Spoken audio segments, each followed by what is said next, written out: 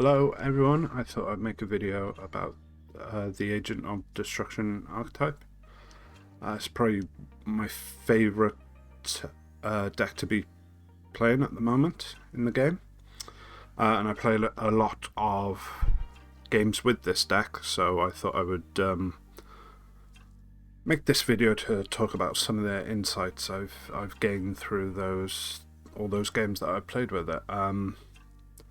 But I thought rather than just doing a deck list and talk about the cards I included, I should do a video to talk about all the cards in the archetype and maybe talk about why some of them don't make the cut in the deck that I'm running at the moment. And one quick note as to why I'm using Untap as opposed to recording this with the physical cards is that I don't actually own some of these cards, particularly these secret rares, so I wanted to be able to show them as I talk about them, so I settled on making this video using Untap. So let's just jump straight into it with the leader. This is currently the only leader with direct synergy with the Agent of Destruction cards. I know some people will run other leaders with Agent of Destruction cards in the deck. I've seen Eggman had a Soul Striker Reboot Agents deck. I'm not necessarily going to talk about other leaders because I wanted to stick with cards that are directly within the Agents of Destruction archetype. So that's cards that either have the agent's trait or agents in their name, or have card text that directly references either the agent's trait or cards with Agents of Destruction in the name. So anyway, like I said, let's jump straight in with the leader. So first of all, it has the permanent that lets you treat all Agents of Destruction in your hand as if they had no specified cost, which is fantastic because as you can see down here, the agent's cards are in literally every colour currently. So to be able to kind of play a decent number of them all in the same deck, you kind of need to have the ability to ignore the specified cost. Even though there is, of course, this Babidi that when it's in play, let you ignore the specified cost. It's also good to have it on the leader as well, because you might not always get the Babidi out turn one. It is usually pretty consistent, but in the cases when you can't get that card out turn one, it's good to also be able to have the ignoring specified cost on the leader as well. Also, if your opponent removes this Babidi and the leader didn't have the permanent that it has, you'd be pretty screwed in some cases. So just that bit of redundancy of having it on the leader as well as the Babidi battle card just really helps out with consistency and being able to play the cards that you want to play.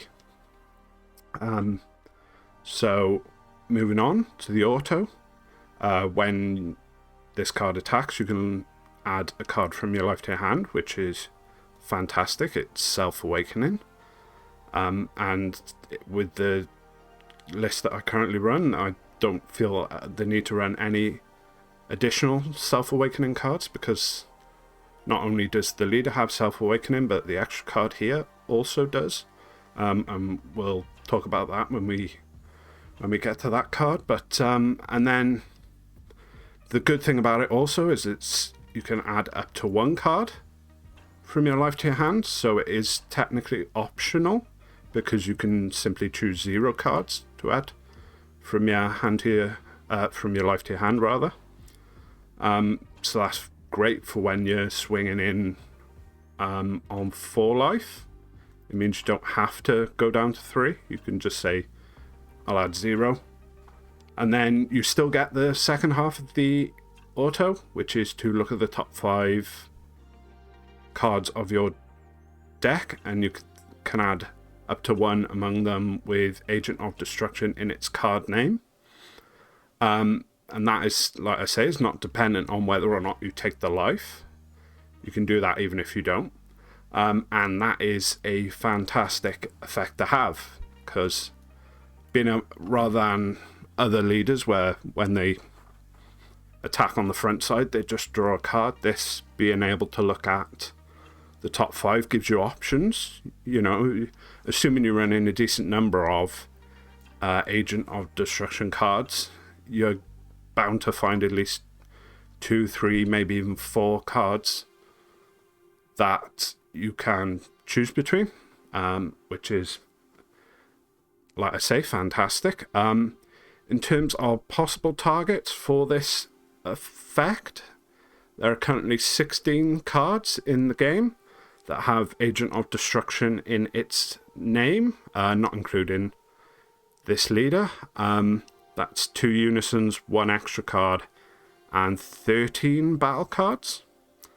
Not every card within the archetype has Agent of Destruction in its name. For example, this Babidi does not.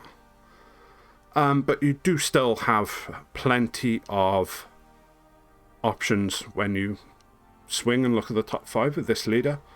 Also, one thing while we're talking about cards with Agents of Destruction in its name, or agent rather, I just wanted to bring your attention to this particular ruling over on the DBS card Q&A website. So you can see here we're looking at Majin Buu, leader of the Agents of Destruction. And basically this is the part we need to pay attention to, is when a card references a card name in singular form, it also applies to the plural form of that name as well. So for instance, if we look at this extra card, its name is the Agents of Destruction Strike Back rather than Agent singular. This has an S, so it's plural, and the leader specifies singular, but that ruling means that if you're looking at the top 5 and you see this extra card, you can add it even though the name doesn't exactly match. It's the plural rather than the singular. That ruling just says you're able to choose it. And so moving on to the Awaken, it's when your life is 4 or less, pretty standard. You draw 1 card, switch 1 your energy to active mode, and then flip it over. That's pretty good. To be honest, I find that this deck doesn't have any trouble drawing cards, so maybe it would have been a bit better if it had been an switch 2 energy to active. That might have been a bit more helpful, but drawing more cards is never a bad thing. So it's a pretty good Awaken. So let's look at the backside now. One thing to note is that it's Babidi on the front side and Majin Buu on the back side. So that also opens up certain cards that require a Majin Buu leader. For example, a card like, let me see if I can pull it up here. Buu, make you cookie.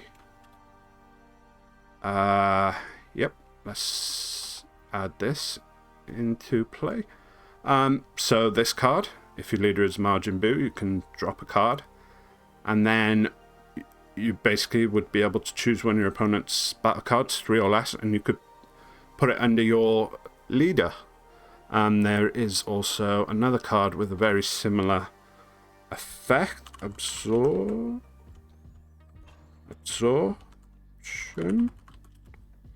I should find it.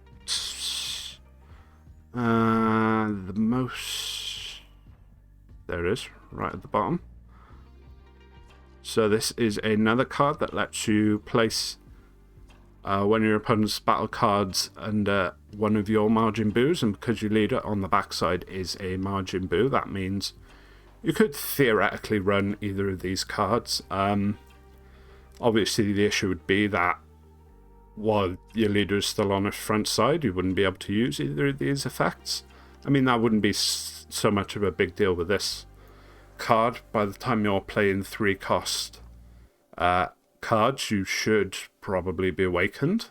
Whereas Buu makes you cookie with it being a negate as well. it's possible. I personally don't run either of these cards. I did consider running Boo Make You Cookie, but it's a bit gimmicky, perhaps. And there's just, I think, better negates for this deck within the archetype already. But I thought I'd just mention those cards, so just put them up there for now. Right, going back to the leader.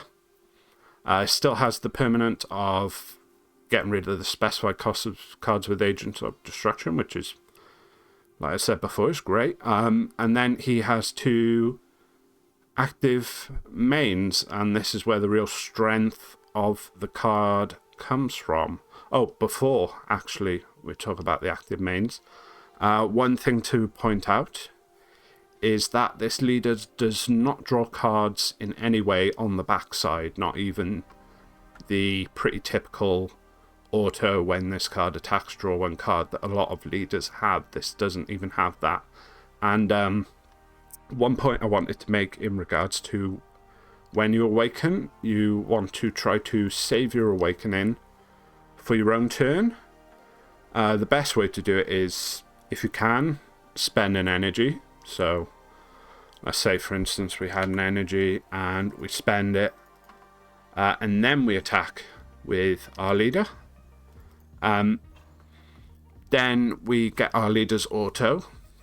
We can choose to take the life if we're at 5, or if we're already at 4, we can not take a life. And then obviously we get to look at the top 5, and then, assuming your opponent hasn't negated that attack, you can then awaken during your offensive combo step. Obviously, if your opponent does negate your attack, you just awaken after the battle ends, or after the auto resolves, rather.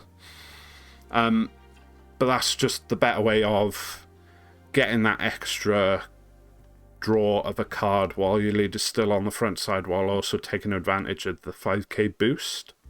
Because if you're attacking into something and then you awaken, obviously the battle continues with the leader on the backside, which is, like I say, 5k stronger.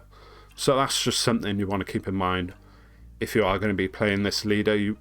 It's not always going to be possible. Sometimes you do just have to awaken during your opponent's turn for that extra 5k defensively, but if you can, that is the ideal way of awakening, in my opinion.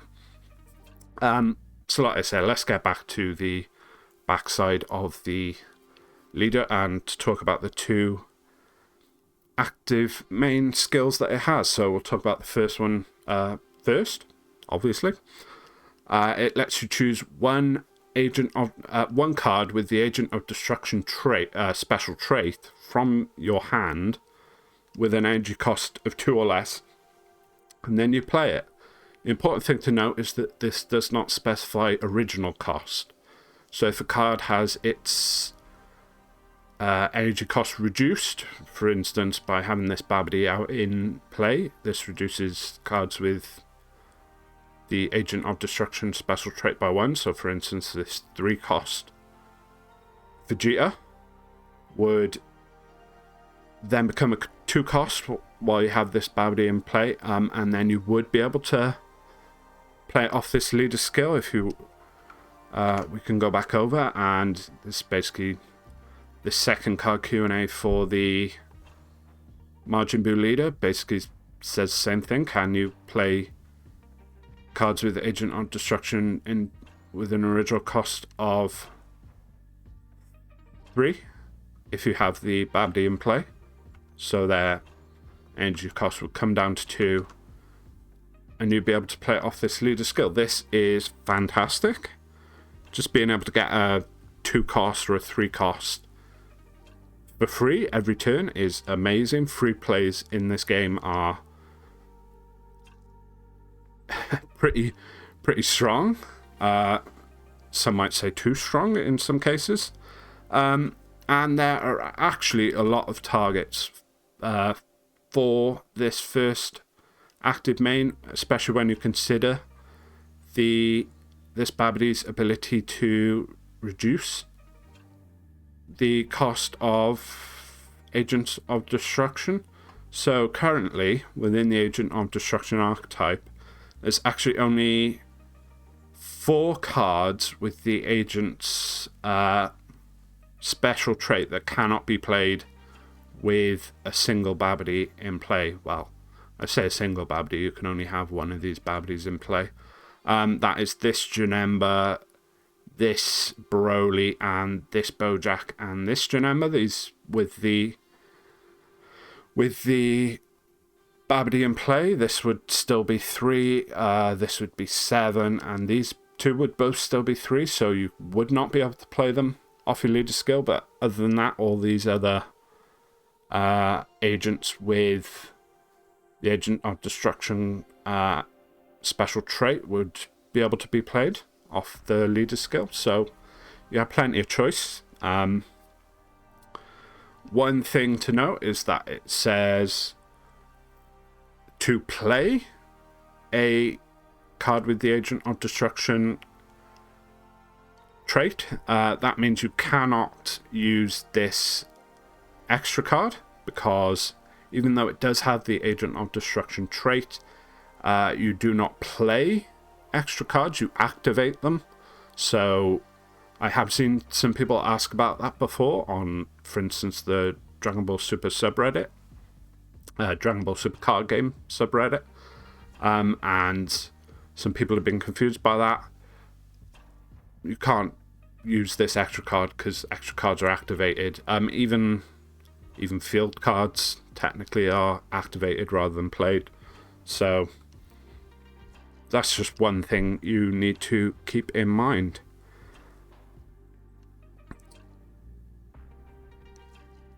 Okay, let's move on to the second active main, which is you can play 3 of any color.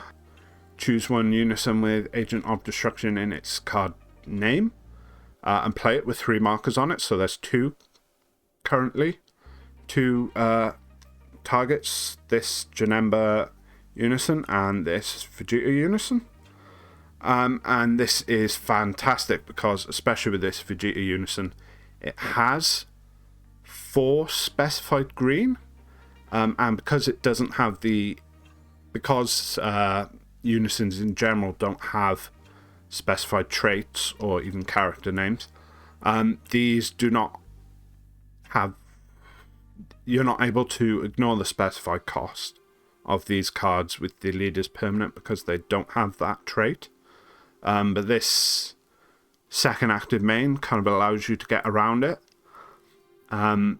So for instance, you can get this Vegeta out of turn earlier. With this Janemba, you'd get it out of turn later than if you played it normally, but you wouldn't, because it's 3 of any color. It means you don't have to charge certain color cards in your energy area in order to pay these specified costs, because otherwise you'd be having to charge 4 green cards in your first 4 turns, in which case, you know, it is possible, but in most cases, especially with this Vegeta, you're going to be using this leader skill in order to play it.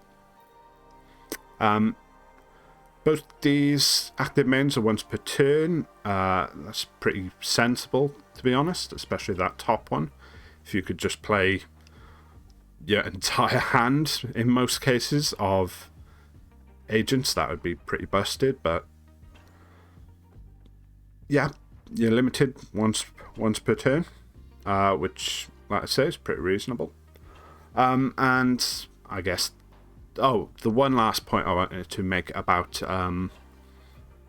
this leader in general is that it is black, which, in my opinion, is maybe not the best color they could have made this card. I know most of the cards that have most leader cards that have the ignore specified costs permanent tend to be black, although that's not always the case. I know the new Bergamo reboot leader is blue, and that ignores the specified cost, but the issue comes with this card being black is that a lot of the good black generic cards can't necessarily work with this deck, so I'll give you an example here. I'll bring up two of the better super combos we've had in black recently. This one, and there is a Vegeta. I think I can find it by typing the Prince Strikes. That should be enough. There we go. SS Vegeta, the Prince Strikes Back. Basically, both of these super combos, which, like I say, are some of the better black ones we've had recently, require your leader to be black in the case of this Vegeta, not with this Babidi. But both of these cards need all your energy to be black, which is not technically impossible, but there's only one black card within the Agent Archetype, well, two technically, with this secret rare. So running a mono black Agents of Destruction deck just isn't really viable at the moment, with this leader at least. So that is the one thing you need to keep in mind, is that you are kind of stuck using the cards that require a black leader if you decide to go outside the archetype for certain things such as negates or super combos. You need to keep in mind that this is a black leader, and a lot of the good black cards, sometimes they require all your energy to be black, so you're pretty much not going to be able to use, for example, these super combos in this deck. So that's just one thing you need to bear in mind. In my opinion, it would have been better if they had, for instance, made this red, I think, especially when we get to this Vegeta. He needs a red leader. So it would have been nice. It would have given us access to cards like After Image Technique, for instance. As it goes, you can use Power Burst, and we'll get into that because I am going to talk a bit at the end about some of the cards you might want to use from outside of the Agent's Archetype. But yeah, let's move on now to talk about the Unisons. I'll bring them both out here so we can take a good look at them. Let's start here with this Janemba. It has a +0 of you and your opponent both draw a card, and then you put the top card of your opponent's deck in the drop area. So that's a mill effect, you might say. I guess that's a piece of magic terminology that people have started using in this game as well. Now, personally, I should have said before we started talking about it, I don't use this Janemba in my Agent's deck. I think of the two Agent's Unisons, this is the weaker one if you're going to be using a Agent's deck, although I suppose I'll talk about that after I've spoken about both Unisons. I'll give my thoughts on why you might want to play one over the other. So yeah, getting back to it, +0, you and your opponent both draw a card, and then you mill one from their deck. That ability is not great within the Agent's deck, because while there are a few Agent's cards that have a mill effect, there's not really enough to do a full Agent-specific mill deck. I almost feel like this Janemba might be better with, for instance, the Janemba mill leader, the promo leader that people have used for a while now, rather than with this kind of Agent's leader. You might be better off running it in that deck instead. But then there are other effects obviously on this Unison, like his +1, which gives him critical for the turn, which is pretty good. And then the -2 is an active main or battle. If your opponent has 15 or less cards in their deck, this card gets 15k power and triple strike for the turn. So it would become a 30k triple strike. I don't think this -2 is very good generally, just because I think if you are running a full-on mill deck, you would probably, by the time your opponent is at 15 or less, you would just want to keep milling them out rather than swinging in on their life with the big triple strike attacker.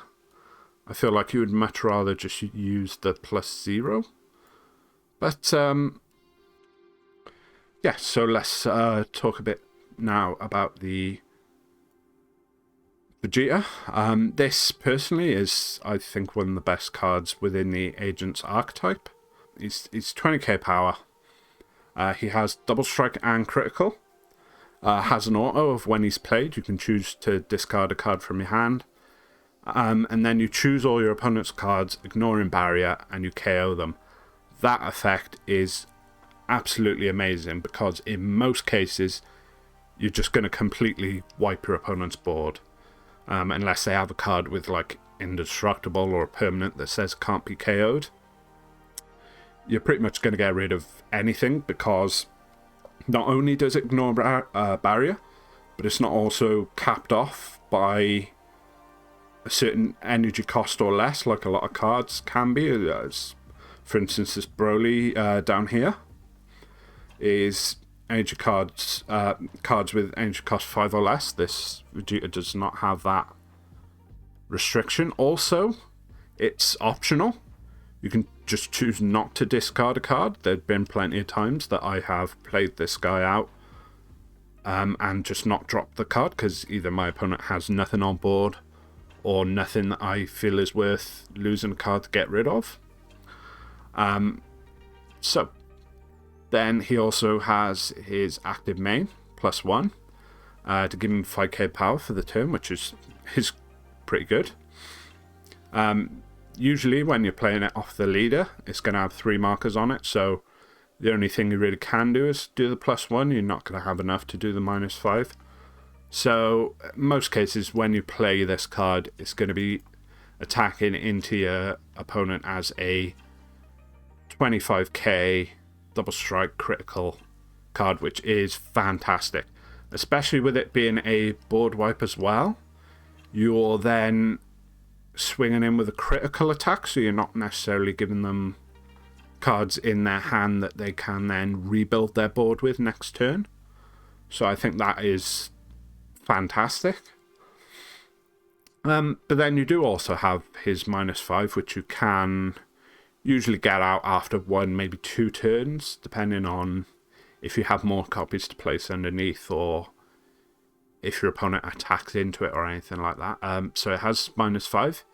If your leader is an evil wizard, which this Agent of Destruction leader is, on both sides. So if for some reason you have this guy out while your leader is still on his front side, yep, they're both evil wizards, so you will get this effect.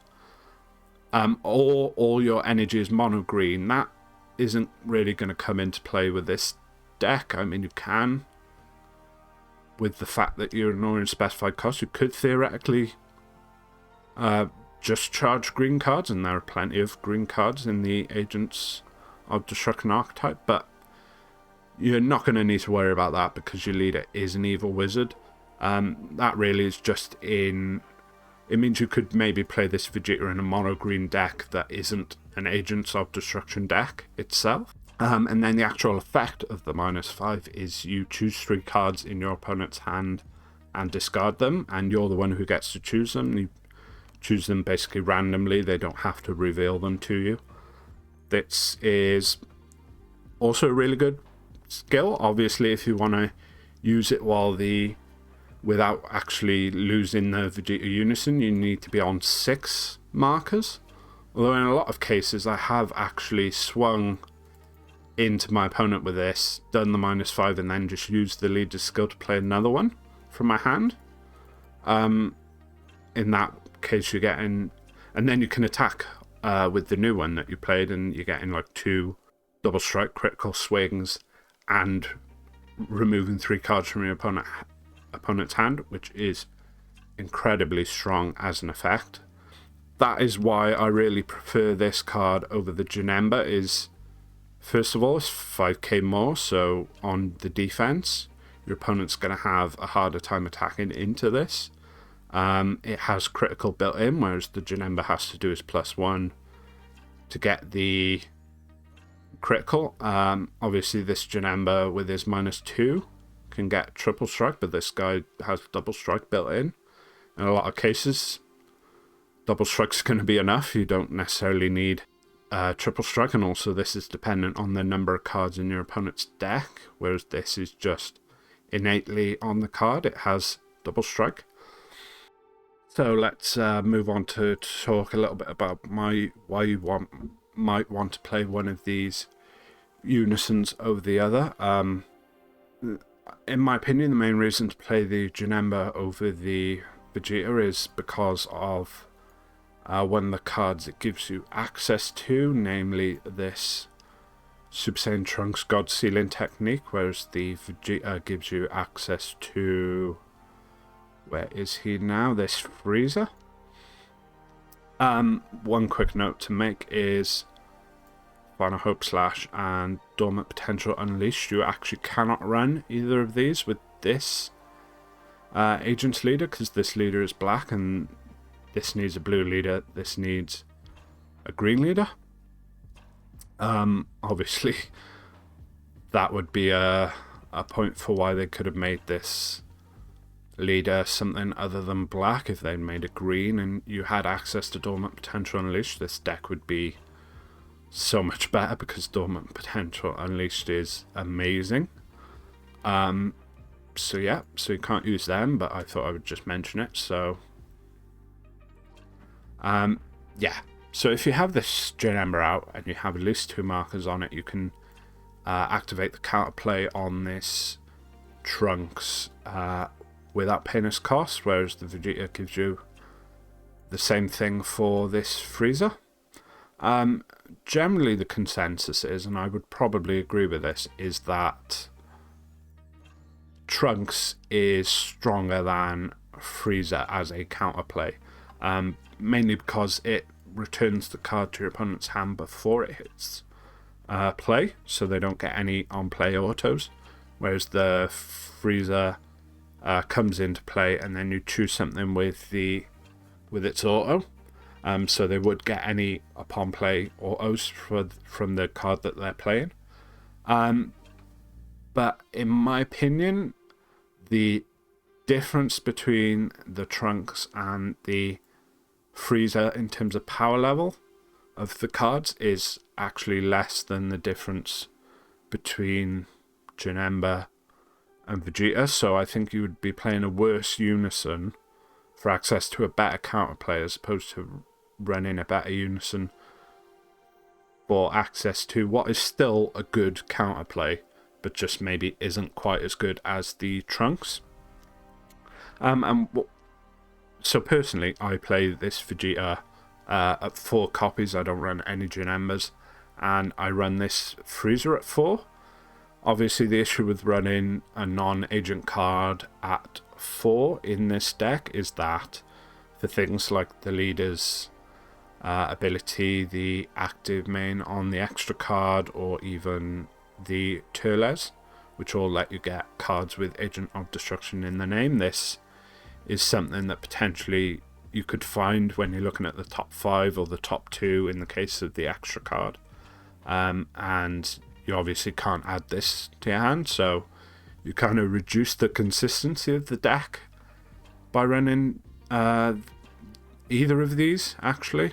Like neither of these, obviously, within the Agent's archetype. But I still think it's worth running it at 4. Personally, I find that it's the pretty good synergy between this Vegeta and this Frieza, because in most cases you play this Vegeta out, you drop a card, you wipe your opponent's board, and then even if it's turn 3 and you've used all 3 of your energy on the leader's skill, you can play this Frieza for free, so you don't have to worry about tapping energy for it.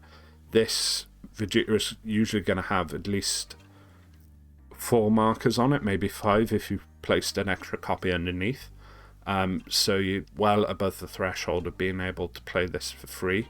You only need 2 markers on your green Unison. And then the effect of this freezer, I think, works really well with the auto of this Vegeta, because you use this Vegeta, you wipe the entirety of your opponent's board, and then during your opponent's next turn, if they go all in on like one big battle card, or perhaps, they play something maybe in a swap engine and they want to start swapping into something bigger and kind of rebuild their board, you can just counterplay the freezer, choose whatever it is they're playing, and KO it and kind of cut them off at the knees, so to speak. Obviously, the one downside of this freezer is that it does not get around barrier, but I guess you could say that this Trunks doesn't get around deflect, whereas this freezer does, so I guess they both have their upsides and their downsides. But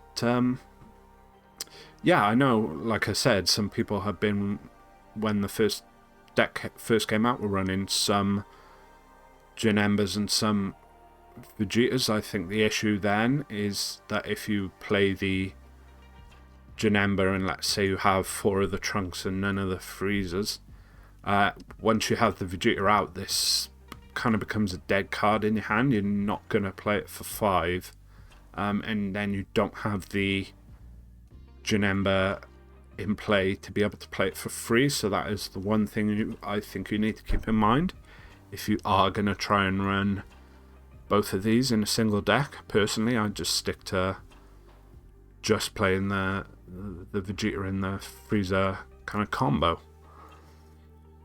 Yeah, so I guess that's my thoughts here on these Unisons. I'll stick them here because we may need to talk about them later. Right, so let's move on now to the only extra card with direct Agents of Destruction synergy at the moment. Like I mentioned before, it has the permanent to give itself the Agents of Destruction special trait, which means it gets its specified cost removed by the leader. One thing I have seen people be confused by with this card is that I've seen people asking, well, can you play it for free if you have the Babidi out? Because that would reduce it to 0. And I've seen some people, I think it was on the Dragon Ball Super Card Game subreddit, get confused, thinking that you had to still pay the 1 yellow for the specified cost, but because it has this special trait, with this leader, or even with this Babidi battle card itself, if you have this Babidi out and its energy cost is reduced to 0 and it has no specified cost, you can just play it for free, which is incredible. If you're running a deck that is mostly Agents of Destruction cards, you should be able to hit something off this effect, which I suppose I should say what this effect actually is. So it's an active main. You look at the top 2 cards of your deck, and you can add up to 2 cards with Agents of Destruction in their name to your hand, and then any other cards you place on the bottom of the deck in any order.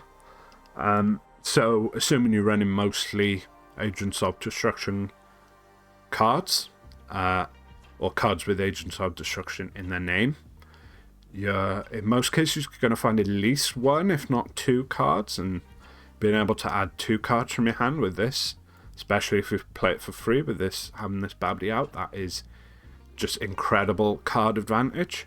This card, the leader, and this Turles kind of disincentivizes you to run too many cards that don't have Agents of Destruction in its name in your deck. You want to kind of cap that at maybe, I think with my decks I've been running about 12 cards in a 55 card deck that don't have Agents of Destruction in the name, including this Babidi. This Babidi doesn't, so if you saw this Babidi off of this extra card skill, you would not be able to add it. So that's, like I say, that's 4 of the 12, because this card is just too good for this deck not to run. So that's the one thing you need to keep in mind, is the more cards you have that aren't Agents of Destruction, the less this is going to hit. If you really change the ratios of agents of destructions in your deck at a certain point. I think it becomes too many bad hits off of this card that you might not want to consider running it. But personally, I run this card. I run it at 4. I think it's fantastic. If you're able to play one of these every turn, you can create a pretty sizable hand by even turn 2 or turn 3. Because one thing you need to keep in mind, another part of this skill is that you cannot activate more copies of this card for the turn. So it's kind of limited to once per turn. Well, I mean, it is hard limited to once per turn. And then the other good secondary effect of this skill is that if you added any number of cards from the top of your deck, so from the 2 that you look at, if you add any number of them to your hand, you can also add up to 1 card from your life to your hand. So this is even more self-awakening. Obviously, if you get really unlucky and you have to put both of the cards back on the bottom, but you're not going to be able to take the life to self-awaken. But like I say, if you're running a sizable number of agents cards, you're going to hit with this effect. You're going to be able to add cards to your hand, and then it gives you the option to take the life or not. Because like with the leader skill, it is optional. So if you're on 4 life or 3 life or whatever, you've already awakened, you can still use this, safely add cards to your hand, and then simply choose to add 0 cards from your life to your hand. And like I say, that just off of this card and the leader card, I've not found myself needing to run any other kind of self-awakening, even against decks like mill decks where they're not going to be really attacking into your leader. I've still never struggled to awaken by turn 2, turn 3 usually at the latest. And one thing to keep in mind also is if you're against a really aggro deck, for instance, say Pilaf, they tend to have a lot of cards on the early turns attacking into you. You know, they play 1 Pilaf mech into another, into a third, and then they play the Mercenary Tau for free because they have 3 battle cards in play, and that's another attack. And sometimes they can be hitting you 3, 4, 5 times on turn 2. The good thing is that with the leader's auto, or even this guy, you can still use these effects and just not take any life, and just save that life for taking hits early off your opponent. And in that case, they're basically awakening you for free, basically, at that point, and you're still getting the full effects of this extra card or your leader card. I've been running it at 4, and I have no concerns whatsoever about the consistency of it. There have been the few rare cases where I've gotten unlucky and I've hit 2 non-agents off the top. But that's variance. That's going to happen with any kind of deck. One small thing you may want to think about is that because this puts cards on the bottom, sometimes you are going to see a non-agent card you want. So for instance, this freezer, you're going to have to send it to the bottom, but you kind of don't want all your freezers to end up on the bottom. So one thing you can do, if possible, is play this extra card, and then you swing with the leader, look at the top 5, and then shuffle your deck, and now this freezer is back in your deck to where you could maybe draw it again. It's not sitting on the bottom to where you're never going to get to it. So that's just one thing you may want to keep in mind in terms of sequencing of your turns. So now we've spoken about the 1 leader, the 2 unisons, and the 1 extra card. We're going to move on to the cards that make up the bulk of the agent's archetype, which is the battle cards. And I'm going to kind of go through them here in something of a release order. So let's start here with this Babidi. I keep referencing. One thing to bear in mind with this Babidi is you can only have 1 in play. I think I mentioned that earlier. It basically has unique, although this was before unique was created as its own keyword skill. Its permanent says you can only have one in play, and then it has a second separate permanent that reduces all cards with the agent's trait in your hand by 1. This card is fantastic. I run it in my deck at 4. Probably get into that a bit with Hatchhyack. I know some people run less, but personally I've never had any issues running it at 4. The one thing, two things you need to keep in mind, obviously, is because it's not got the Agents of Destruction trait itself, it means it doesn't ignore its own specified cost. It does have Barrier, which is pretty good. When this deck first came out, no one was really running cards that got around Barrier, so people were having a lot of trouble clearing this guy. One thing you have to keep in mind is that against red decks in particular, they can have cards such as the Shenron Unison that let them attack into your battle cards in active mode. So even though it does have Barrier, it's not... Obviously there are cards that get around Barrier that can remove it, but also you've got to be careful that you don't get into the mindset of, oh, it's sitting there next to my leader in my battle area and it's totally safe. Your opponent can, again, like I said, with, for instance, a peel-off deck, if they're running that Shenron Unison, they can start attacking into this guy with all their red cards, which is going to be all their cards because it's a mono-red deck, and this guy's only 1k. So defending him is going to be pretty difficult. I found that in the case where my opponent plays that Shenron Unison and starts attacking him with everything, just don't even try to save it. Don't waste your negates on it. They're gonna clear it sooner or later. So you gotta let them do it and just hope that you can get it back out again. Obviously, if you're going to be running Agents of Destruction cards with a non-Agents leader, this card is kind of vital. Obviously, a different leader, like for instance, like I said before, Soul Striker Reboot doesn't have the permanent on the leader, so this Babidi becomes even more important to have it in play. Yeah, this is just one of the strongest cards in the archetype alongside the Vegeta. I'd say this is probably the second card that makes the deck viable, just being able to play these 2 costs for 1, play these 3 costs for free off the leader's skill.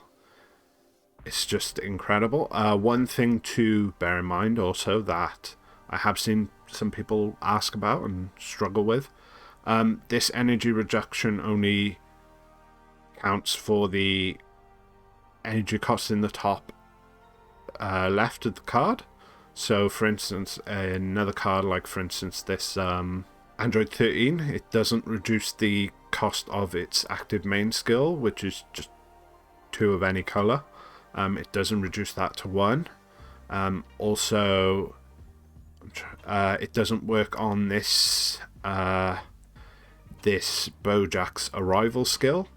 If you want to play this Boujack with Arrival blue-yellow, you still have to have comboed with a blue-yellow or blue/yellow card. And it also doesn't get rid of the specified yellow. So you still do have to tap 1 yellow for the Arrival cost of this Boujack. The permanent doesn't affect that either. Also, one last point to remember is that when you're attacking in, say with this Unison, your opponent's on 2 life, you're swinging in, they've not negated, and you start dumping all the cards from your hand to combo. Don't forget to combo this guy from your battle area as well, if you have one in play. I tend to done that in the past, and it's a pretty stupid mistake to make, so just remember he does have that combo power, and if you're swinging in for lethal, then you maybe want to hedge your bets and keep him out in case your opponent is able to combo out. But if you're really desperate and going for it, make sure to remember to use this guy in your combo as well. Right, let's move on to this red Vegeta. That is one important point to make. This is currently the only Agent of Destruction card within the archetype that is red. So this is very important for if you want to run non-Agent of Destruction red cards, like for instance Topo, Righteous Aid. That's a really good negate you might want to run in this deck. You might in that case want to run this Vegeta, a few copies of this Vegeta, just to increase the amount of red in your deck, so you can consistently have one red specified energy for the Topo's specified cost. So let's look a bit at this Vegeta and his actual skills. So he has an auto, which when he's played, you can choose one of your opponent's cards, with one of your opponent's battle cards with 25k power or less, and KO it. Now, obviously, this doesn't ignore barrier, so one important thing to note about this is that unlike, for instance, this Broly or this Hatchhyack, which KO and warp a battle card respectively based on energy cost, this goes off of power, and this is currently the only card within the Agent's archetype that KOs based on power. And that is one thing to keep in mind of why you may want to run this Vegeta, because it can hit some cards that are 5 or more energy cost but have 25k or less power. So it can hit some things that, for instance, this Broly can't. Let me just find them here in the deck. So this is one of them. Let me see, there is also this Slug and this Turles, I believe, the cards I wanted to talk about. Oh yeah, there's the Topo I was talking about, of why you might want to run more copies of Vegeta in your deck, is so you can, I suppose you could just charge other copies of Topo, but it's one thing you want to keep in mind. Yeah, but going back to the auto, so there are cards like, for instance, this Gotenks. You may see, if you're playing against Gotenks deck, they're pretty much going to be running it. It has an energy cost of 6, so it wouldn't be able to be KO'd by this Broly, but it does have 25k power. So it would be able to be KO'd by this Vegeta. Same thing goes to this Turles. Costs 6 and has 25k power. So you can't get it with the Broly, can with the Vegeta. And then another big one is this Slug.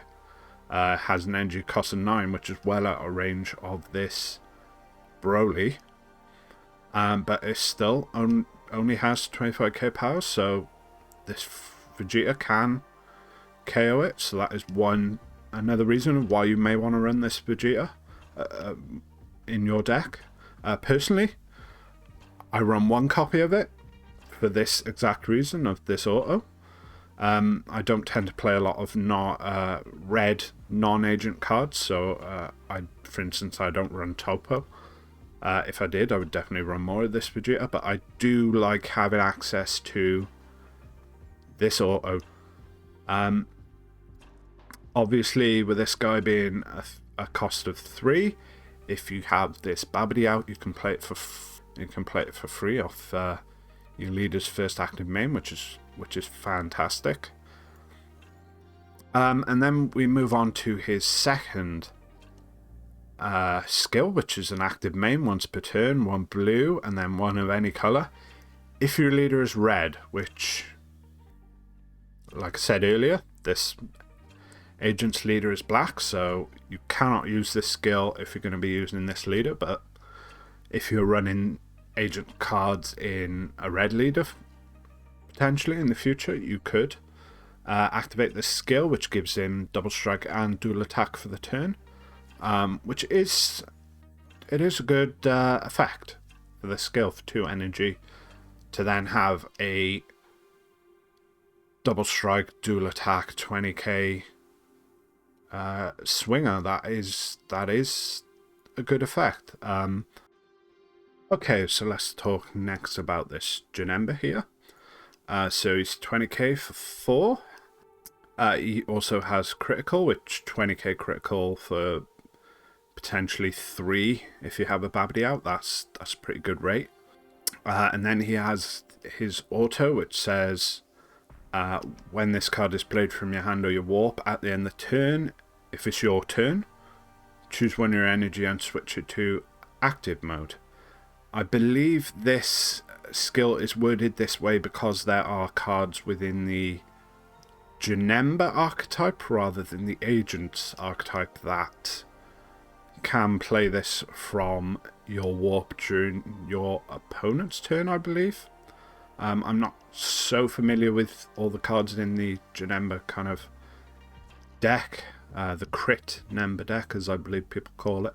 So I'm not 100% on that. All I know is that if you're going to be running it in an Agent of Destruction deck with this leader, you're not really going to be playing this during your opponent's turn. Personally, I don't run any copies of this card in my Agents deck. You might want to. Personally, I find that having cards that can't be played off the leader's skill is awkward.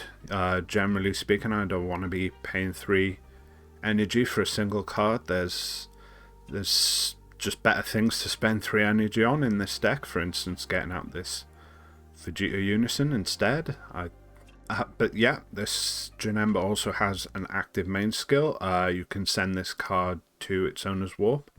You draw 1 card and then you place the top 3 cards from the top of your opponent's deck into their drop area.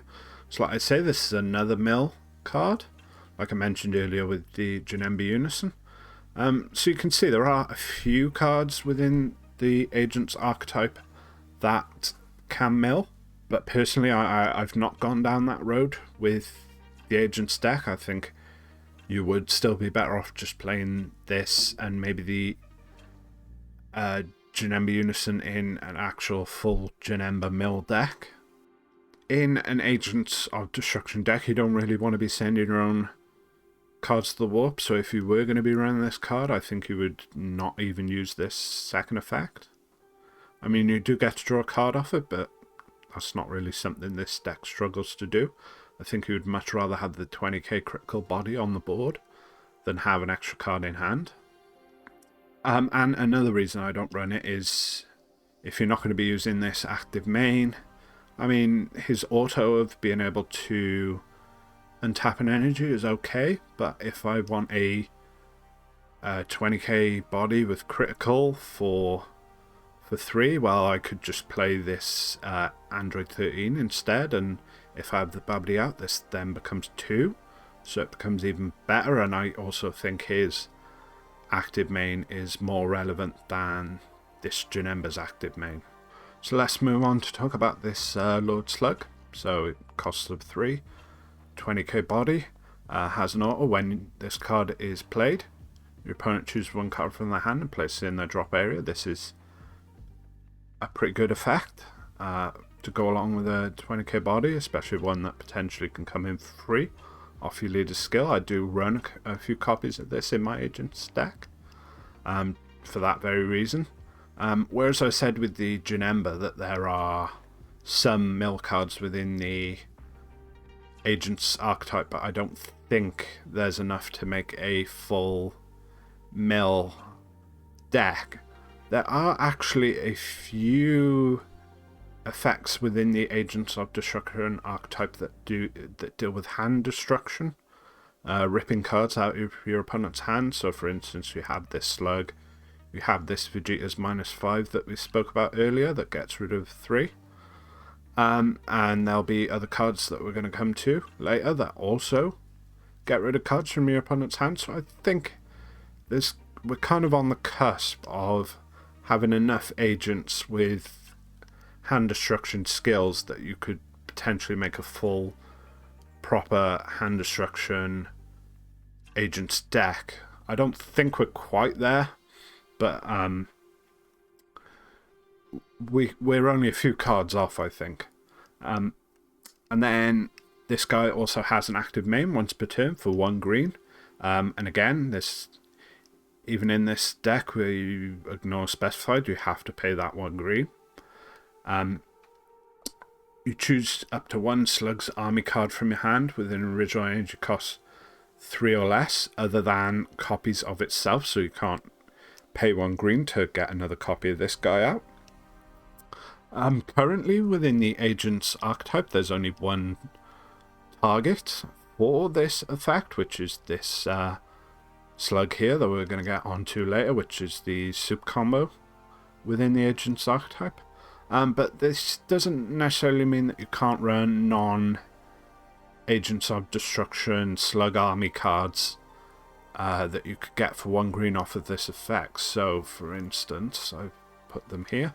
There's this Anguilla and this Anguilla. So you could potentially go into either of these. I think they're... Hang on a moment. There is also another Anguilla that I forgot to include. I didn't include that one because it needs a Slug's army leader, or a Lord Slug leader, I think.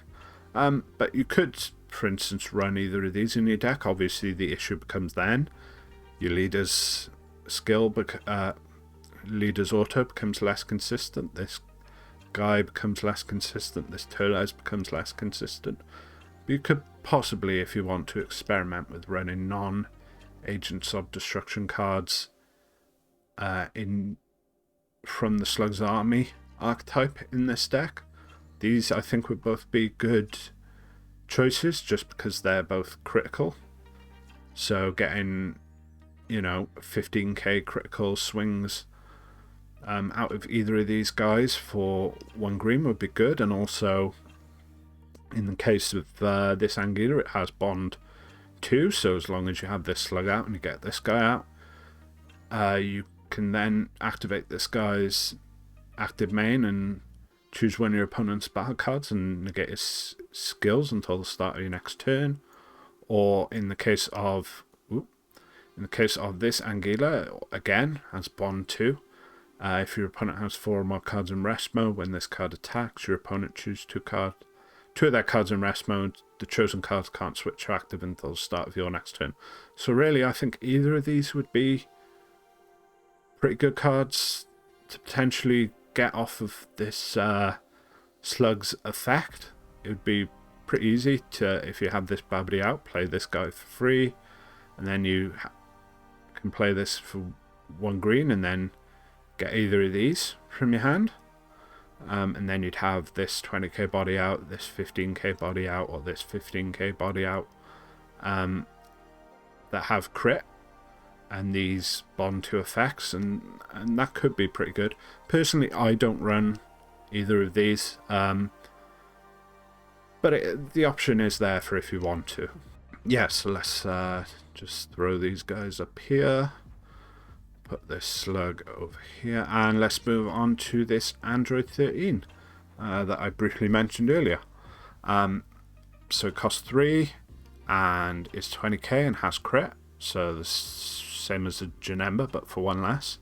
And like I said, his active main costs 2, and then you can choose up to 1 of your opponent's battle cards and KO it. Then your opponent places 1 card from their hand in the drop area. Important to note that the placing 1 card in the drop area is not dependent on whether or not you can KO something with the first part of the skill.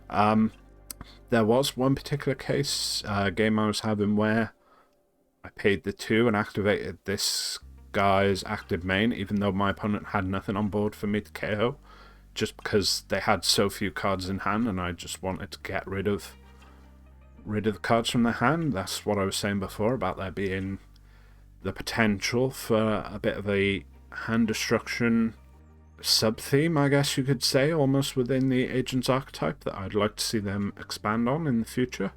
And yeah, this guy is absolutely fantastic. I run this at 3 or 4 copies, I can't remember quite off the top of my head, but he's fantastic. A 20k critical body that can also KO something, obviously doesn't ignore barrier, but can KO something and make them drop a card is pretty great. So next, let's move on to this Boujack. So first of all, he's 3 costs, 20k body, which you see is a bit of a theme, I guess you could say, within the Agent's archetype. You usually get a 20k body for 3 energy. So he has an auto.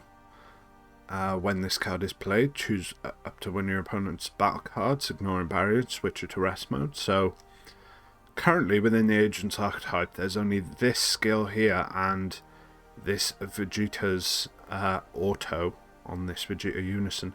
These are currently the only 2 ways within the Agent archetype of dealing with cards with barrier that your opponent might have. Obviously, in the case of the Vegeta, it just KOs them outright, whereas the Boujack just switches them to rest mode. But then obviously, with it being a battle card and being in rest mode, you can then start attacking into it with your cards.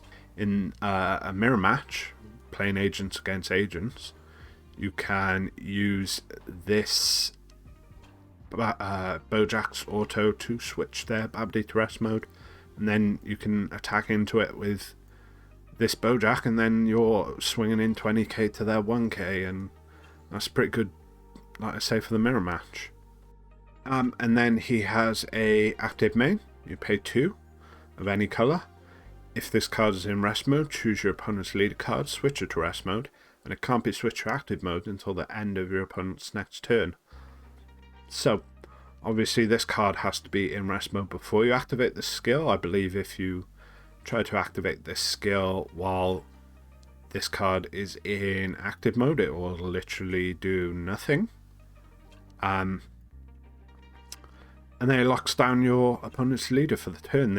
I was running 1 or 2 copies of this in my Agent's deck just to deal with the green Gohan reboot leader. Obviously, with that being able to switch itself back to active multiple times during your opponent's turn, this kind of turns that off. My understanding of how the card works is even if your opponent's leader is already in rest mode, you can still use this skill to lock down your opponent's leader for the turn. So like I said, especially against that reboot Gohan leader, in best of 1 especially, this card was pretty vital for this deck. Yeah, and I guess the only other point to make is if your opponent KOs this card, for instance, during their turn, they KO it, their leader is still locked down for the turn. It is my understanding of how this active main works. So yeah, this is a pretty good card. You may want to run a few copies of it. It kind of fills a bit of a niche within the Agent's deck that other cards don't really deal with. So that's something to keep in mind. Like I said, I was running 1 or 2. I think I've cut down to only 1 copy now, especially with Gohan being banned in best of 1. But you may want to think about it for best of 3 if you're expecting to run into a lot of decks where their opponent will attack multiple times in 1 turn. Could be with either main decking or running in your sideboard.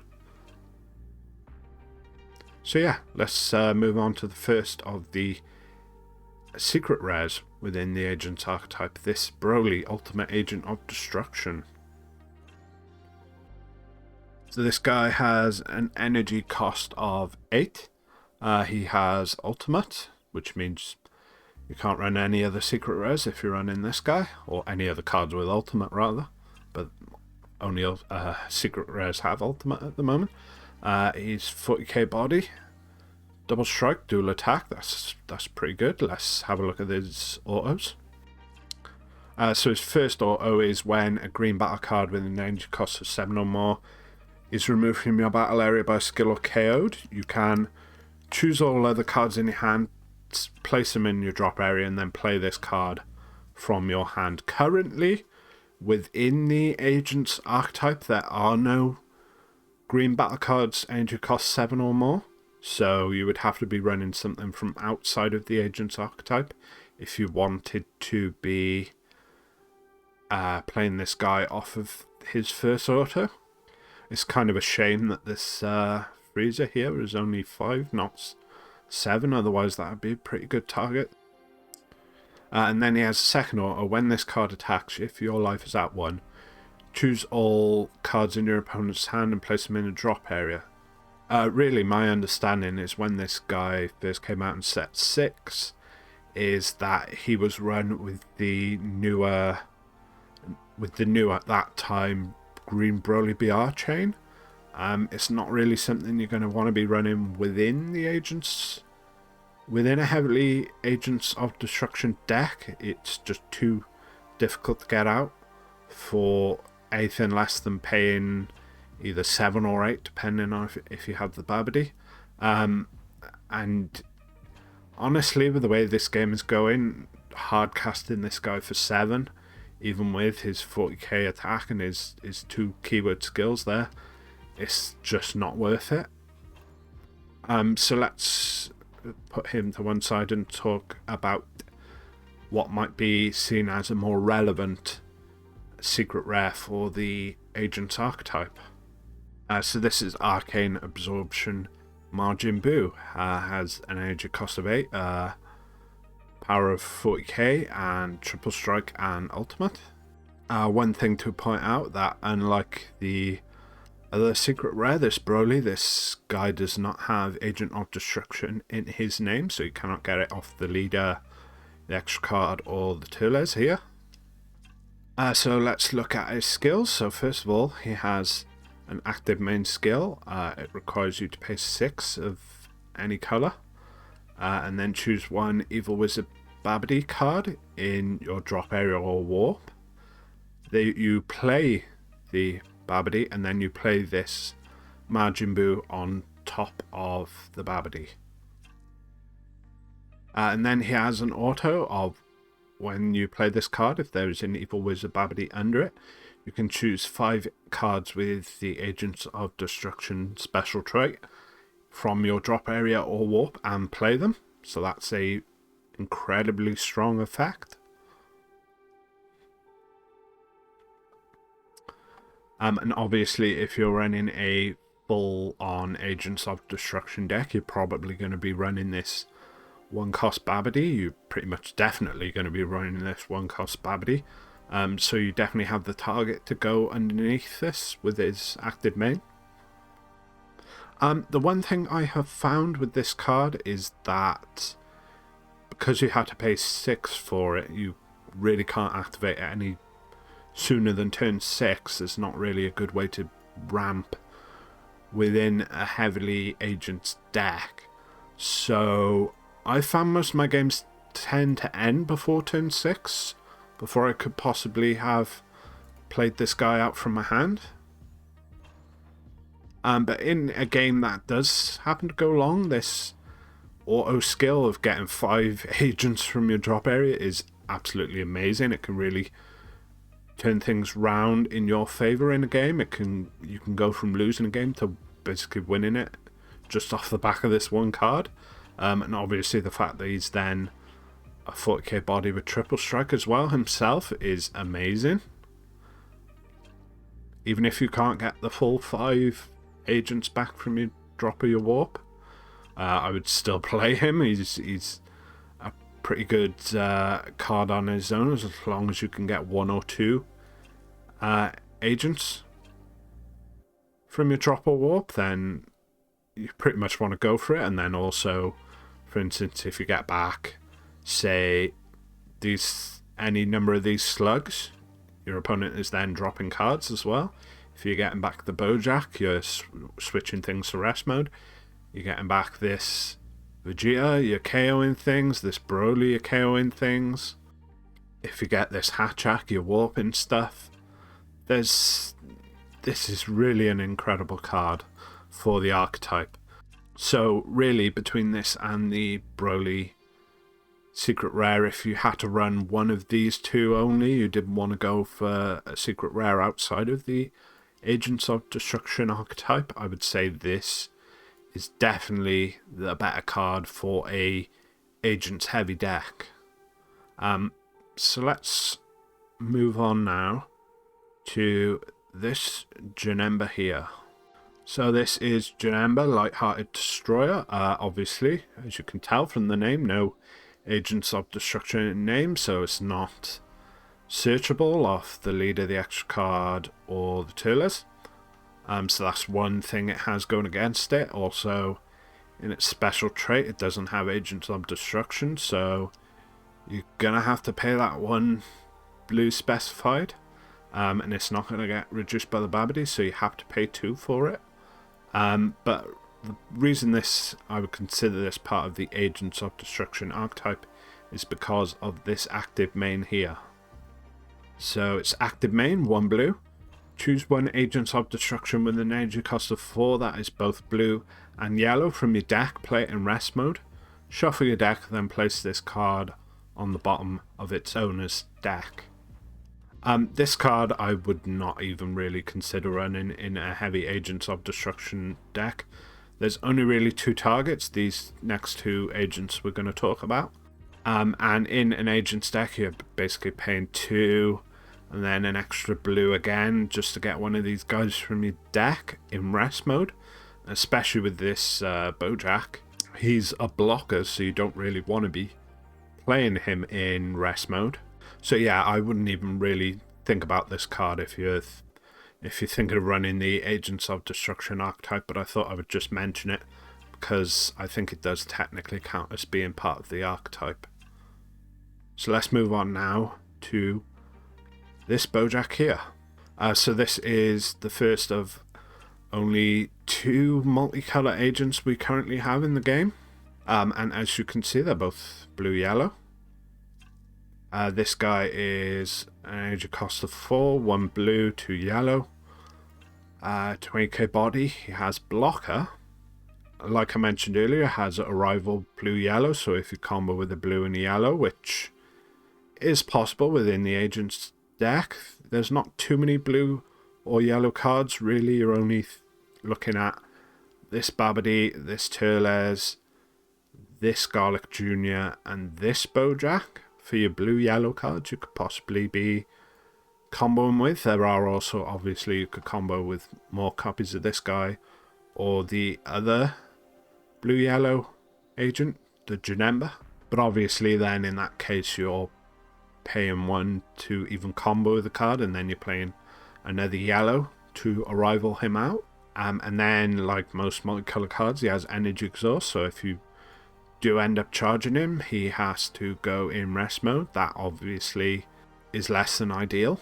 And then he has an auto. When he's played, you can choose one of your opponent's battle cards, switch to rest mode, then place the top card of your opponent's deck in their drop area. So somewhat similar to this other Boujack, except this guy does not ignore barrier. And generally, if I had to compare this with the other Boujack, I think you would much rather play the other Boujack. This 3-cost one here, his skill is just better, he costs 1 less. This guy can actually be played for free off the leader's first active main, whereas this guy can't, even with the Babidi out. And also it's another one of the few agent cards that kind of fit within a mill archetype. Currently I've not been running any copies of this guy. I found that even with the arrival skill, he's just too difficult to get out. You could consider running it, especially because he's the only agent with blocker.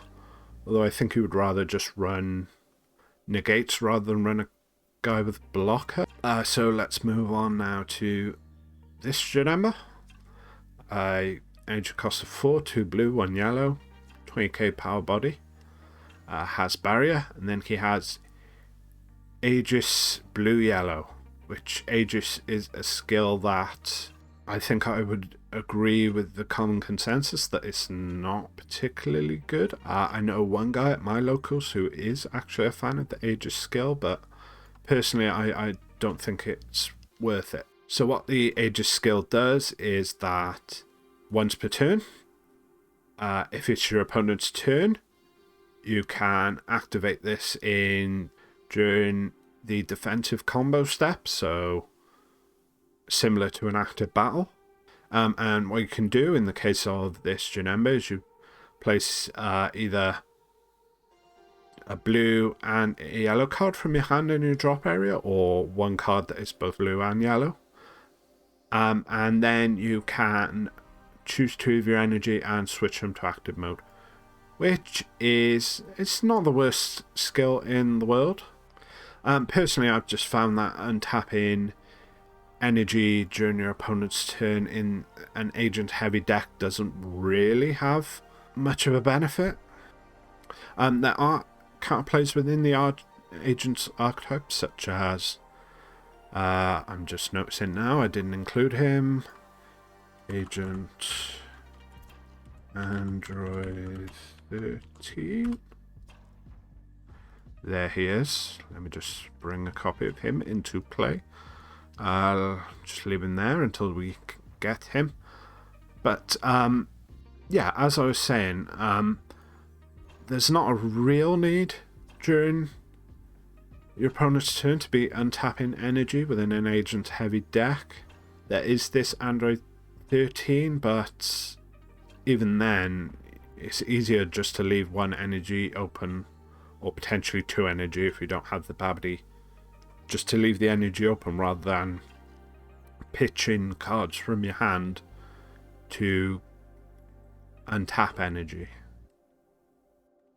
But then he does also have an auto for when he activates Aegis, if there are no other Evil Incarnate cards in play, so that's other Janembas, such as this one or this one, but I suppose if you are using this one, it would be on the bottom of your deck normally, so it wouldn't be in play. But yeah, if you have no other Evil Incarnate cards in play in your battle area, you can mill the top card of your opponent's deck again. Yeah, so this is another card that kind of mills. You can see there are a few, you know, there's like, what, 1, 2, 3, 4 cards currently that mill cards from your opponent's deck within the agent's archetype currently. Obviously, maybe this is something they could go back to in the future when they release new Agents of Destruction cards. They could strengthen this kind of sub-theme. But currently, I haven't even attempted to run this guy in my Agents of Destruction deck. I just don't think he's good enough. I'd rather be running other cards that are cheaper and have better effects and also have 20k bodies, like this Vegeta, this Slug, this Android 13.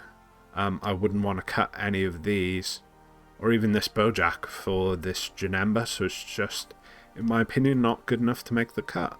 So let's move on now to this Turles that I keep referencing.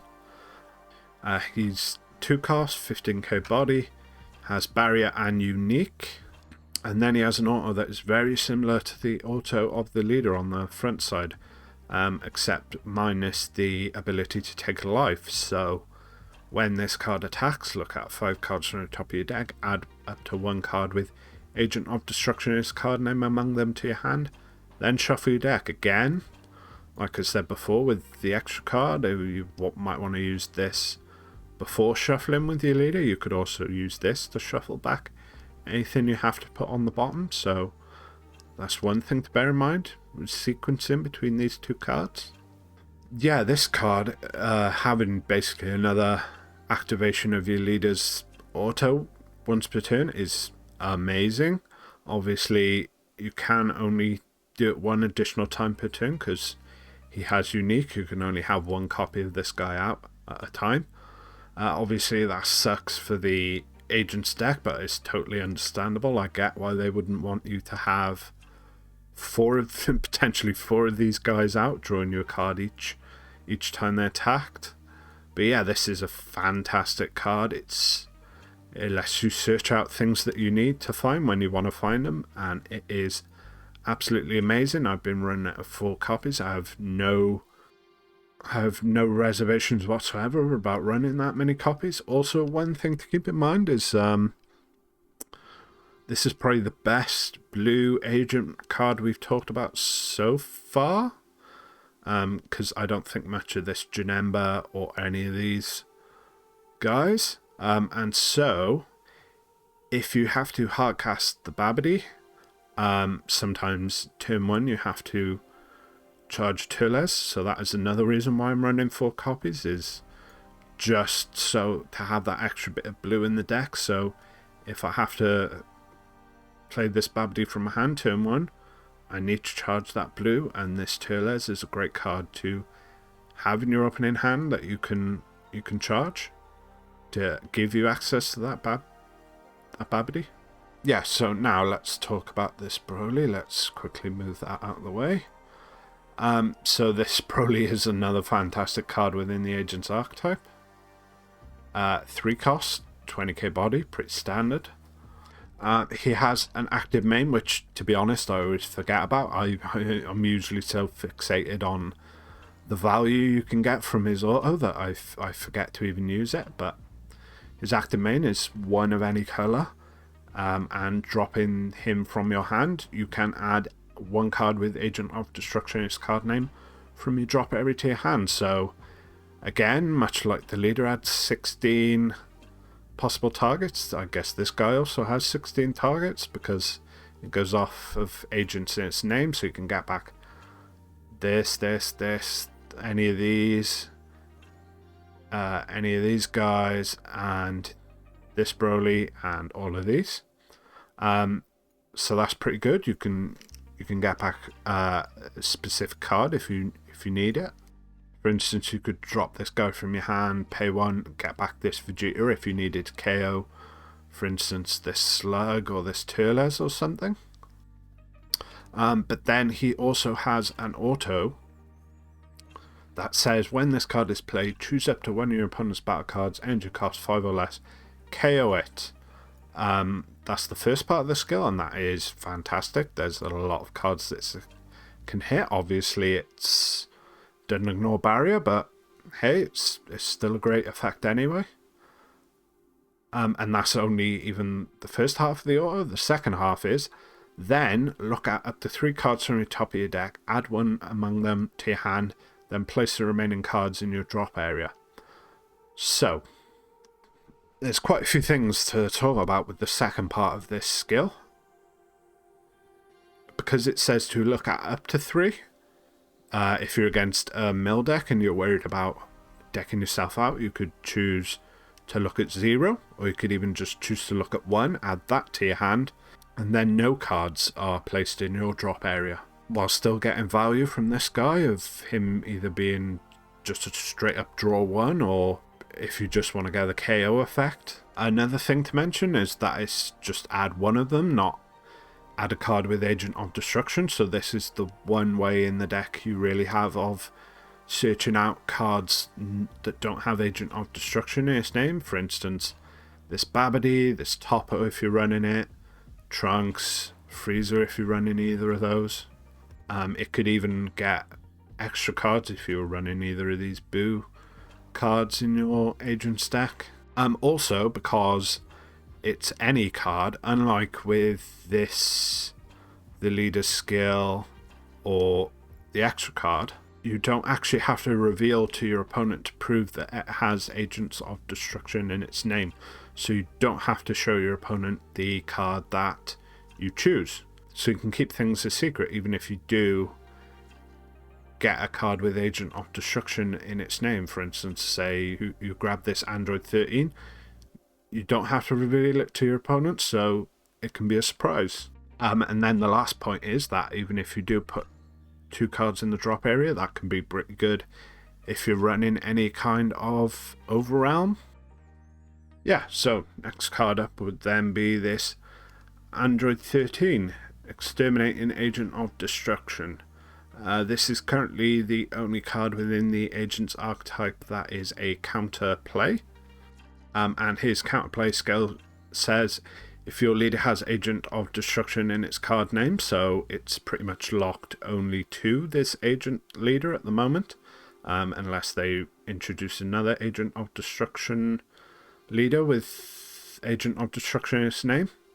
But it says if the battle card being played has an energy cost of 3 or less, it's placed in its owner's drop area instead of being played. Then you play this card, then your opponent chooses one card from the hand and discards it. So obviously it's limited to 3 or less, so there might not necessarily be good targets in your opponent's deck, depending on what your opponent is playing. However, the plus side is that it goes to a drop area instead of being played, so they don't get any upon play autos. And then also, like I mentioned before, there is a few cards within the Agent's Archetype that make your opponent discard, like I said, with this Slug, this other Android 13, and now this guy, and even the Vegeta Unison. So there is, I feel like we're on the cusp of having enough Agents cards that you could do an out-and-out Agents of Destruction hand destruction deck. But then he also has an auto of, when this card is played, shuffle up to a total of 2 Evil Wizard cards and or cards with Agent of Destruction in their card name from your drop area back into your deck. Personally, well, I do run 4 copies of this guy and I often play him. I don't often actually use this auto because it's up to a total of 2, so you can choose 0. And I often do because I do run cards with Overwhelm, and I would rather have cards in the drop area for that than necessarily put cards back into my deck. But there could be cases where maybe you're against a mill deck, or maybe get really unlucky and you end up milling a lot of cards that you really need. For instance, maybe either of the Unisons. You can use this to put them back into the deck and then potentially get them with all the ways you have of searching cards with Agent of Destruction in their name from your deck. Like I say, I think this is a fantastic card. I run it at 4 copies. While I do run it mostly for its own effect, it is also another target for the Garlic Jr. that we're going to be talking about in a minute. And it's actually, I believe, the only target for that card that doesn't have unique. And we'll get on to why that's important when we're talking about this Garlic Jr. in a minute. Oh yeah, another reason you might not want to shuffle things back is because of this Broly's active main. Potentially, rather than putting a Unison back into your deck, you could just, if you have a Broly in hand, just pay that 1 to grab it from the drop area. But yeah, that's the Android 13. I think it's a great card. So let's move on now to this Lord Slug. Lord Slug, Mighty Agent of Destruction. As I mentioned before, it's the only card in the Agent's Archetype with Super Combo. It also has Unique. And he has a very interesting auto, which is when your opponent activates a counterplay skill, they choose 2 cards in the hand and discard them. So this is an effect that can protect your other agents when you play them. Because you may have noticed none of the cards we've mentioned so far actually have deflect. But this can kind of almost give them pseudo deflect. If you have this on board, it really disincentivizes your opponent from activating counterplay skills. I have once or twice played against someone where they've still activated the counterplay and dropped 2 cards because they just really didn't want me to be playing the agent, such as this Broly here when I'm about to like KO one of their important battle cards, or the Vegeta. But yeah, like I said, this disincentivizes your opponent from counterplaying your cards. And I guess some people might consider it quite controversial, but I actually run this guy at 4 copies, which means obviously with this super combo skill, it means I can't run any non-Agents of Destruction super combos. I've seen a lot of less people were running where they will run like maybe 1 or 2 copies of this guy and a more traditional super combo. But personally, I've found the ability to grab this guy off of, for instance, the leader, the extra card, the Turles, is just so strong. Also, I guess another card we haven't talked about yet that can grab this guy is this Garlic Jr. Lets you grab a 2-cost agent from your deck, and being able to grab this super combo I think is just such a fantastic upside. Obviously, unlike a more traditional super combo, you don't draw when you combo with this guy, but he is still a 0-cost 10k combo power card. And all the ways you can just get it out for free off either your leader skill, this Garlic Jr. and such. I just think it's such a good upside that I don't find myself wishing I had another super combo rather than this guy. Especially with the ability to get it off this Garlic Jr.'s skill. And I guess we may as well start talking about this Garlic Jr. and you can see what I mean. So this Garlic Jr. Energy cost of 2, 15k power, and he has a counter attack which says negate the attack and play this card, which is pretty standard. But then what's really interesting is the auto he has that when he is played, you can play up to 1 Agent of Destruction with an energy cost of 2 other than copies of this card from your deck with its skills negated for the turn, then shuffle your deck. The important thing to note is that because this grabs cards from the deck and the Babidi only reduces the cost of cards in your hand, that means any of these 3 cost agents, even though they can be played off your leader's skill when you have the Babidi and they become a cost of 2, while they're still in your deck, they're still 3 costs, so they cannot be gotten off of the Garlic Jr.'s effect. So the only targets you have are actually this Slug super combo, this Garlic Jr. counterplay, and this Turles here.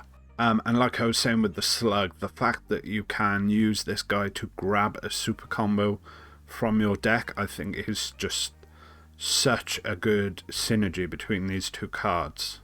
And like I was saying before with the Android 13, the reason I run more copies of this guy is if you already have a Slug and a Turles in play, when you play this Garlic Jr., it means that this Android 13 becomes the only target you can get, because while this does negate the skills of the card you're getting from the deck, obviously if this is in on the field and has unique, it means you can't grab another Slug, even though that Slug's unique skill will be negated. Same goes for the Turles, obviously, that also has unique. So that's what I was saying before about why I run 4 copies of this, is because even just using this guy just to get another guy on the field with a free 5k combo power is just such a good ability. And like I was saying, the ability, you know, it's your opponent's turn, they're attacking into you, and you can not only negate the attack, but then grab a super combo from your deck, potentially bring it into play to where you can combo with it on their next attack if they are following up. Or if they don't follow up and they pass a turn, then because their skills are only negated for the turn it's played, then suddenly this auto comes online. Yeah, so this Garlic Jr. is fantastic. I run it at 4. I have no reservations about running it at 4.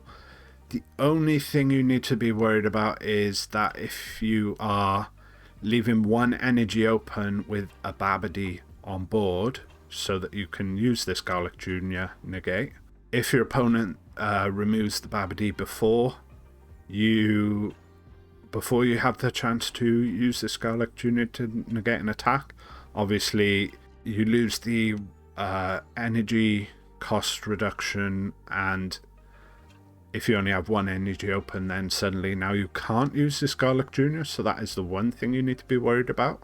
But another benefit that might not be necessarily obvious about this card is that it gets the card from your deck whether you're using it defensively or offensively. So during your own turn you can play this card, get something from your deck, and now you're potentially swinging in with 2 15k bodies for 1 energy if you have a Babidi out, or if you're playing it for free off your leader's skill, then for 0 energy you're getting 2 15k bodies. And there have been games I've had against mill decks where I've just aggroed them out by just playing 2-3 copies of this guy, grabbing 2 or 3 of these 15k bodies and just swinging in 4 or 5 times with these guys just to rush them down before they can mill me out. So that is one thing to keep in mind that might not be entirely obvious with this card. And let's now move on to the last card within the Agent's Archetype, this Hatchhyack. This currently is the only card with Agent of Destruction in its name that is black. Obviously you have this Boo that is within the archetype that is also black, like I mentioned earlier. But this currently is the only Agent special trait card or with Agent in its name that is black, so you may want to keep that in mind. And he has a fantastic active main, which is the main reason I use the card actually, which is active main, pay 1 of any colour, discard this card from your hand. You can play up to 1 Evil Wizard Babidi card from your deck that has an energy cost of 1, so obviously this is the guy you want to get. There is another black Babidi with an energy cost of 1 that you can get, but he's not worth getting in my opinion. It works more for the black Boo archetype than Agents of Destruction. So in a way this becomes almost like 4 extra copies of this Babidi. And I hadn't mentioned it up to now, but mulligan strategies. You may want to hard mulligan for this card if you're running it, which I think you should. Run it at 4 copies, because this really just adds that consistency of making sure you can get this Babidi down turn 1 by paying 1, pitching this, and grabbing it from your deck.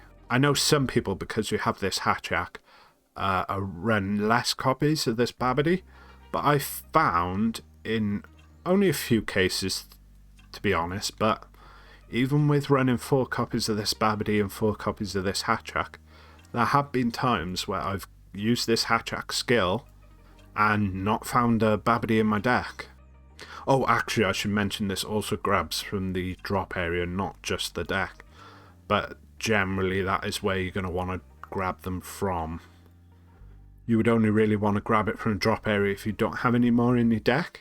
Because generally you want to grab them from the deck just to thin the deck out a bit, because this obviously isn't the best card to draw or even to find off things like this extra card or the leader skill. But yeah, personally I don't find the existence of this Hatchhyack enough of a reason to run less than 4 copies of this Babidi, because you can in a few cases get really unlucky where maybe you have 1 or 2 copies of this Babidi already in your hand and then the rest are in your life.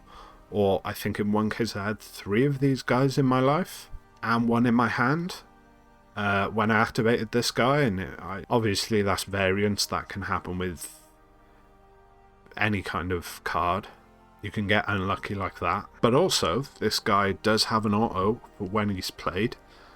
You can choose 1 of your opponent's cards with an energy cost 4 or less and send it to their warp. That's the first half of the auto. And then, even if you don't warp something, the second half of the auto says, then place up to 3 battle cards from your opponent's drop area at the bottom of their deck in any order. And the reason that this card can be really good is because it can shuffle back cards from your opponent's drop area, such as this Draw Ape or this Ribrianne or even this Zarbon here. You can put them on the bottom of the deck so they no longer have access to them from the drop area. But the one thing you do need to keep in mind that it is only battle cards. I know I made the mistake early on of not realising it was battle cards, and I had shuffled back a few extra cards with this before I realised. Yeah, so this is another fantastic card. This is another card that I run 4 of in my agent's deck. It's pretty versatile. You can either use it just to get the Babidi out of the deck or for his effect. And overall, I think he's just another great card within the Agent's archetype. And now that I've spoken about all the cards that are directly within the archetype, I wanted to quickly talk about a few cards that you may want to consider running that aren't strictly within the Agent's archetype but could fit in with the deck pretty well. So let me just find them here. So for instance, let me get these out of here since I've spoken about them. Now that I'm bringing them out, you could potentially try and run this Zarbon in your agent's deck. I mean, you can get him in the drop area with this Broly's effect, or you could just combo him away. And then his active main of paying 1 green and dropping a green card. I mean, there's plenty of green cards within the Agent's archetype. There's this Slug, this Android 13, this Broly, this Android 13, this Slug. There's the Vegeta Unison as well, I guess technically the Broly secret rare. But yeah, potentially you could maybe want to run it as just another way to have a blocker out while also making them discard. Like I said, there's a bit of a discard theme within the agent's deck, so this could just reinforce that in a way. But obviously, with it not being Agent of Destruction, it would decrease the consistency of certain cards within the deck. Then there's also a card like Senzu Bean. So I have actually been running 2 copies of Senzu Bean in my Agent's deck, just because I wanted a bit of extra blue for if I needed to hardcast this Babidi turn 1. It's an extra card I could stick into my energy. But I haven't found it to be that useful. I know some people swear by it in the Agent's deck, but like I was saying before with the Aegis skill, I found untapping energy, I mean it's a bit better with Senzu Bean because it can be during your own turn as well. But I haven't found it's super useful. But it is something you might want to consider. Oh, this guy isn't actually something you'd consider using in Agents.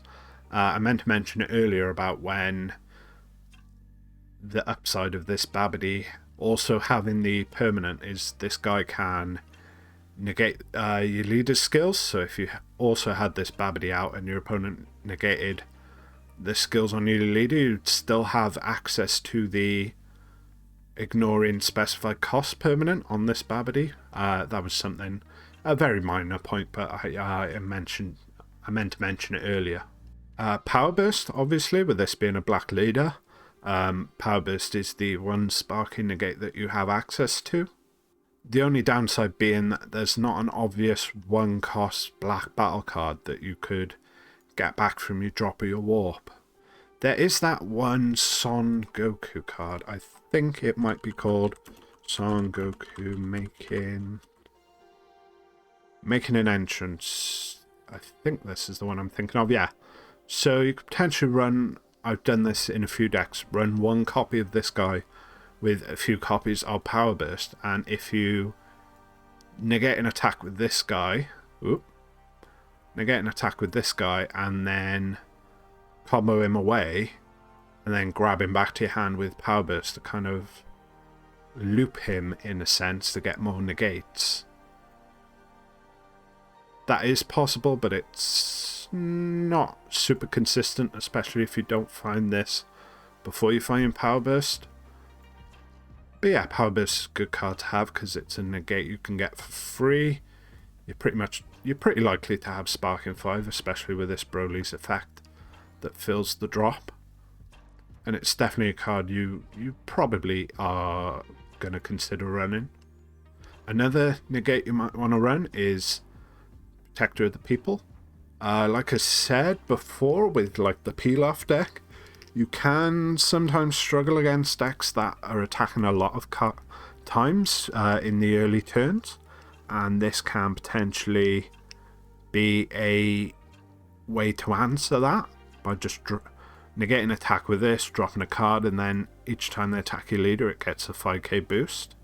So that is a card you may want to consider as well as another negate. Then there's Scientist Fu. I just really like Scientist Fu. I run it in a lot of decks. I think just for that one energy, having a 25k double strike body, a lot of people don't see it coming. When I was saying before about you can kind of grab a secret card from your deck with this Broly, sometimes you want to get this Fu, and then your opponent feels pretty safe. You're just sitting there with 1 energy, and then you over round 7 pay the 1, and boom, you're drawing 2 cards and you're swinging in with a 25k double strike at them. And this card, maybe not so much in this deck, maybe it was more in set 1 Freezer where I was running it. This guy can just steal games. Your opponent, they think they've survived the turn, and then boom, out of nowhere, you go in for the win.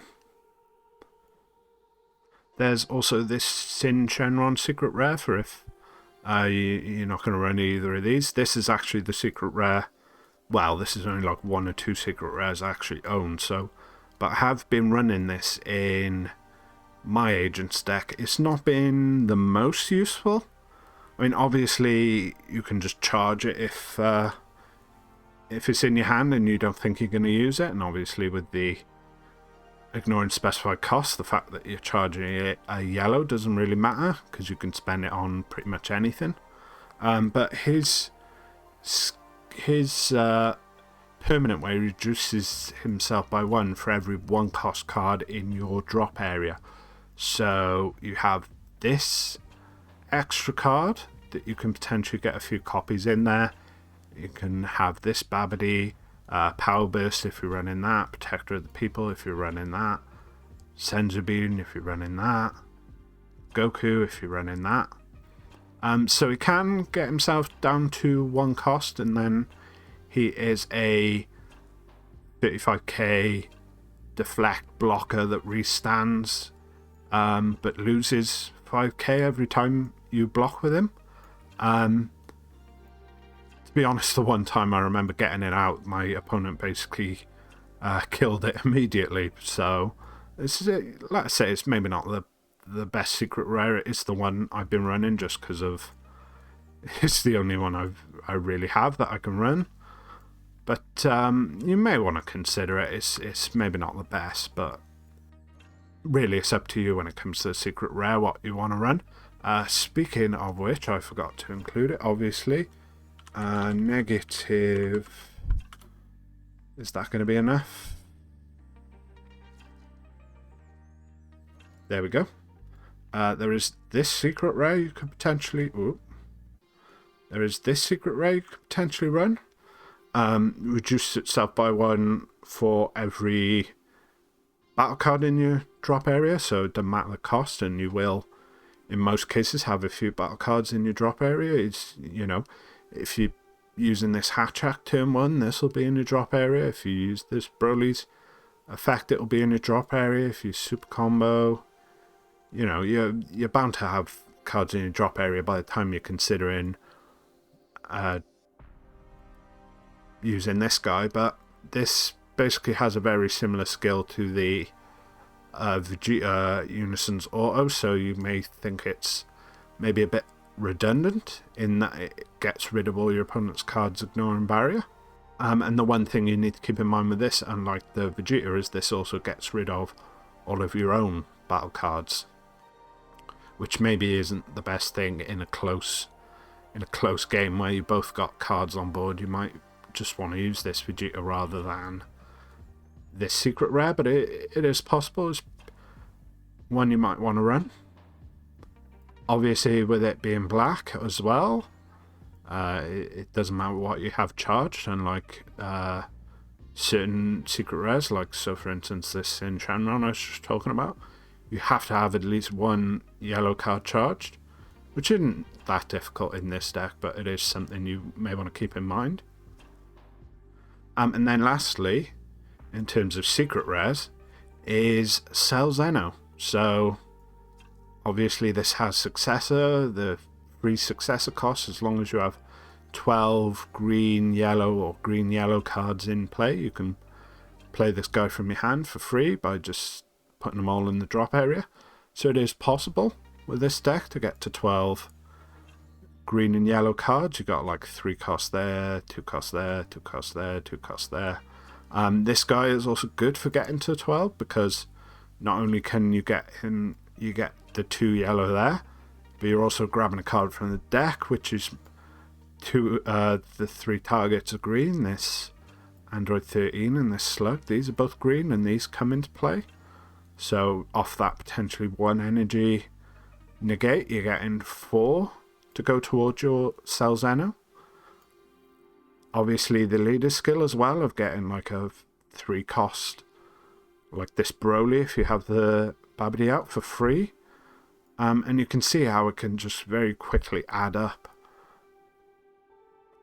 You can quite easily get to 12 by having like 1 Broly, maybe 2 of these Android 13s, that'd be what, 9, and then maybe this Android 13 on board. might not be too difficult to do, and then you can just success all those away for this Cell Xeno with his big 40k quad strike, and potentially even dual attack if you have 5 or more energy. So really, personally, if I owned a copy of this Cell Xeno, this would be the secret rare I would run in the deck. Like I say, it's pretty easy to get to 12, especially when I'm running this freezer as well. That could be 5 of the 12 right there on his own.